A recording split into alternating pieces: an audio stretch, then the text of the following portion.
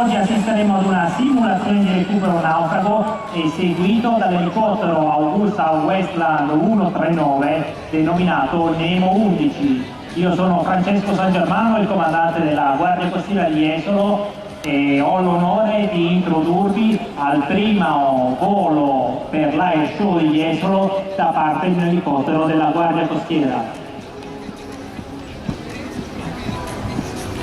Il Nemo 11 è uno degli elicotteri in porta alla base aeromobili nucleo aereo e sezione volo elicotteri Guardia Costiera di Pescara, sita nell'aeroporto militare Liberi di Fontanelle. Il reparto di volo, nato nel 1990, è specializzato in attività di ricerca e soccorso in mare, nella prevenzione e repressione dell'inquinamento marittimo, della pesca illegale e dell'abusivismo demaniale e nel controllo dei fenomeni migratori. Come i vostri elicotteri sono, dobbiamo dirlo, perché sono 24 ore al giorno, per 7 giorni alla settimana, per 365 giorni all'anno. Di queste attività, le nostre attività vengono svolte su scala nazionale 24 ore su 24, 7 giorni su 7, 365 giorni all'anno.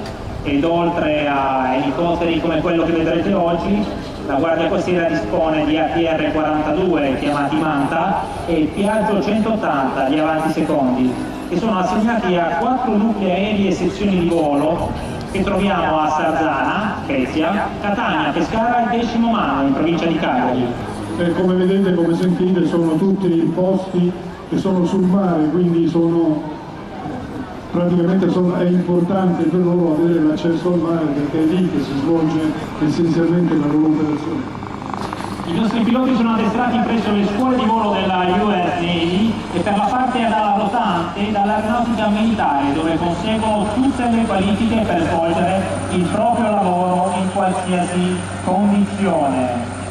Adesso abbiamo modo di vedere un passaggio della V139 Nemo 11 accompagnato dall'Alfa 71, un gommone super veloce.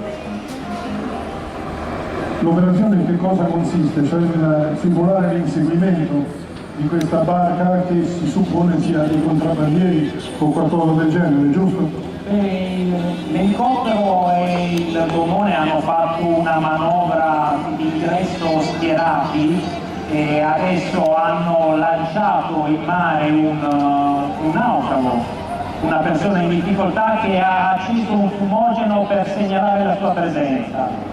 Ecco, naturalmente questo, proprio non per interrompervi, questo ha segnalato la sua presenza azionando un classico fuoco a mano, che è una situazione di porto classica delle unità di porto. Ed è perfetto, però chiaramente i naufraghi non è che hanno tutti quanti la possibilità di segnalarsi in questa maniera. Ecco perché l'elicottero è dotato di fari, di particolari strumenti che servono a individuare il naufrago. Per svolgere pienamente le sue funzioni di ricerca e soccorso, l'elicottero è dotato di telecamere notturne e diurne, per ricerca di soccorso, radar di ricerca, faro di ricerca, visori notturni per tutto l'equipaggio, nonché zattere di salvataggio esterni.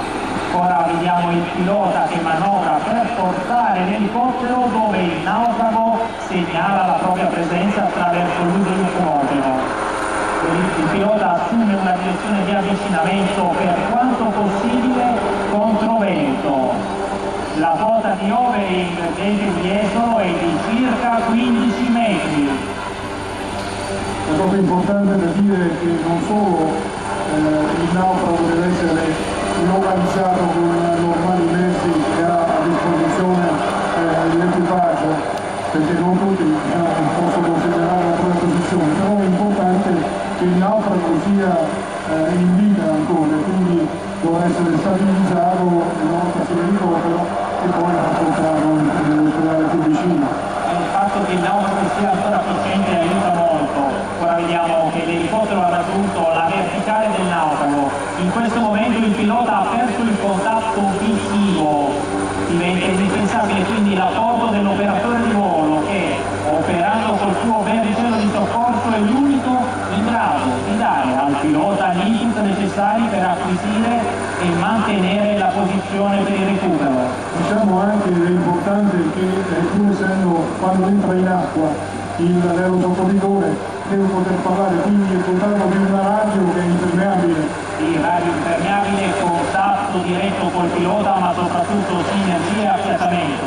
Ora vediamo che l'aerosoccorritore è stato calato, il rilascio è stato lento, assistiamo, le boe non ci aiutano al recupero del naufrago, le comunicazioni con la cabina di pilotaggio sono sempre attive, appena il naufrago sarà in sicurezza attraverso i segnali convenzionali verrà fissato a bordo. Possiamo notare la bassa quota di overing, una quindicina di metri, dove il pilota, capo equipaggio, il tenente di vascello Fabio Di Giovanni ed il copilota, capitano di corvetta Francesco Passaro, provano a mantenerla. Il naufrago nel frattempo sta venendo imbragato. E questa è la fase più delicata, perché se sei cosciente il lavoro dell'aerosoccorritore è molto importante in questo momento, anche perché il naufrago potrebbe dibattersi e quindi cercare di portare l'aerosoccorritore a fondo con lui. Sì, effettivamente sì, infatti l'elevato livello di addestramento gioca un ruolo chiave. Possiamo vedere che il naufrago è stato imbragato e l'aerosoccorritore, dopo aver fatto all'operatore il segnale standard di recupero, viene issato a bordo. Ancora qualche secondo, l'aerosoccorritore e il naufrago vengono tratti in salvo, tutti e due all'interno dell'elicottero. Il nostro Nemo 11 per la prima volta a Jesolo. Operazione conclusa alla grande, grazie comandante. Ora il Nemo 11 si porta in assetto di volo e con un bel volo traslato omaggia il nostro caro pubblico. È una caratteristica quella degli elicotteri di mettersi di fronte al pubblico e fare un inchino, perché altro non possono fare. È una bella macchina. Il Verticello ha la capacità di sollevare fino a 400 kg.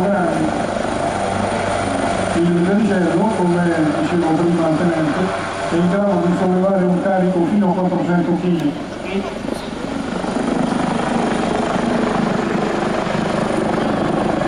Ecco il nostro saluto al pubblico di Jesolo. La Guardia Costiera ringrazia. E noi ringraziamo la Guardia Costiera per questa dimostrazione.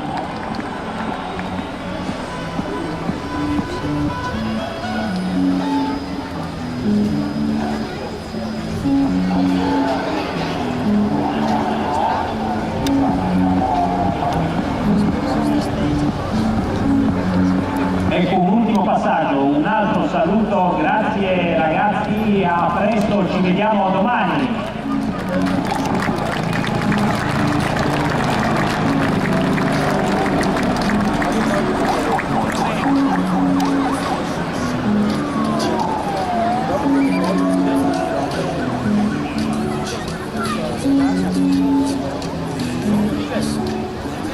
Yes.